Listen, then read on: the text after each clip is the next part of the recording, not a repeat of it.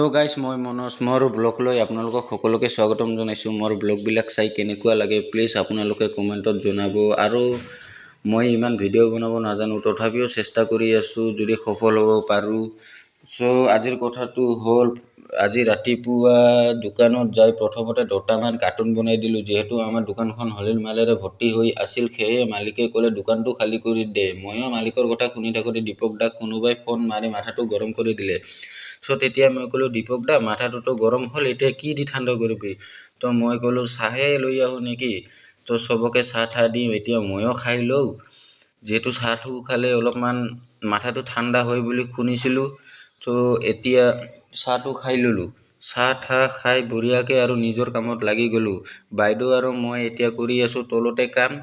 যিহেতু তলৰ মালবিলাক খালী কৰি ওপৰৰ মালবিলাক কৰিবলৈ যাম।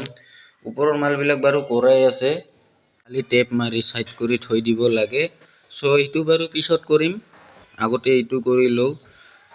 তলৰ কাম শেষ কৰি ওপৰত আহি আগৰ মালবিলাক ছাইড কৰি থৈ ময়ো আৰু আজি 7 তাৰিখ হ'ল, তথাপিলৈকে এতিয়াও চেলাৰীয়ে অহা নাই। ময়ো মালিকনীক ফোন মাৰি ক'লোঁ যে আজি চেলাৰী দিবনে নেদে? কয় নিচে আয়েগা তো খুদ হি মিল যায়গা। এনেকৈ কোৱাৰ লগে লগে ময়ো আৰু তলত গুচি গ'লোঁ। তলত যাই চেলাৰী লৈ একদম বাকী বোকা মাৰি গাইছ মোৰ হাতত 500 টকা বাচি গ'ল। এতিয়া 500 টকাৰ মই কি কৰিম? চেলাৰী ল'ব যাই কিনে লৈ আহি দীপক দাক দেখা পাওঁ যে গালত হাত দি বহি আছে। কি কৰা দীপক দা বুলি ক'ব খোজোতে দীপক দা একোৱে নক'ল। ময়ো ক'লোঁ তয়ো ভাবিয়ে থাক, ময়ো নিজৰ কাম কৰিয়ে থাকোঁ। তেতিয়াই পিছত যাই কাৰ্টুনবিলাক গনি আহিলোঁ। কেইটামান কাৰ্টুন পেকিং হ'ল বুলি গনি আহি বেগ আহি থাকোঁতে একদম লাইনটোৱে গুচি গ'ল। গাইছ চাওকচোন দীপক দাই কি কয়।